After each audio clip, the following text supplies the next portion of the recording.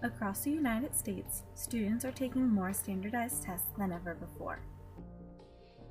Since the enactment of the No Child Left Behind Act, students, teachers, and administrators have been spending more time preparing for and taking assessments. Some schools even allocate more than a quarter of the year's instructional time to test prep. Nearly after a decade since the No Child Left Behind Act had been implemented, around half the schools in the United States failed to show adequate yearly progress and failed to meet set standards. Not only is the No Child Left Behind Act proving to be ineffective, but has also allowed standardized testing to become a multi-million-dollar industry. The standardized testing companies, who have taken over the process for developing standardized assessments, are motivated mostly by profit. According to a report in 2001, the four major companies have written 96% of the tests administered, and press reports have put the value of the testing market anywhere from $400 million to $700 million. Although these companies are the standardized testing industry leaders, the companies do not necessarily provide the most relevant exams to the classrooms, and often provide inaccurate assessments of students. For example, in Hawaii, using the American Institutes for Research to grade the assessments, students received scores for submitting blank test books, and the company had to regrade 98,000 tests.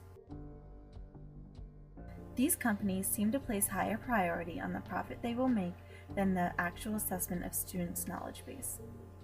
These major companies claim that using the right textbooks published by themselves, will result in better scores, and these companies have begun to almost exclusively use questions that can be found in their test preparation books, which in turn results in higher revenue for the publishers. The publishers of standardized testing seem to be more interested in creating exams that require schools and students to purchase more of their testing material than they are about the students' academic success.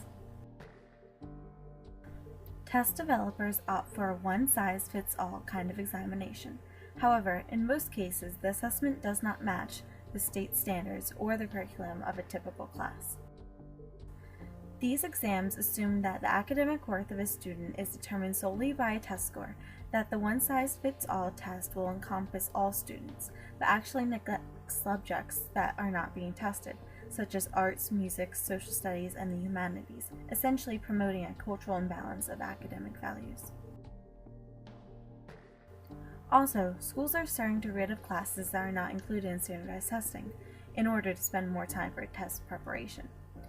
In a study in 2007 by the Center on Education Policy, reported that 44% of school districts have reduced time spent on science, social studies, and the arts by an average of 145 minutes per week in order to focus more time on reading and math. If the United States truly cares about improving students' education, then the United States needs to take into consideration what the system needs is not a new set of top-down policies, higher levels of standardized testing, or more funding.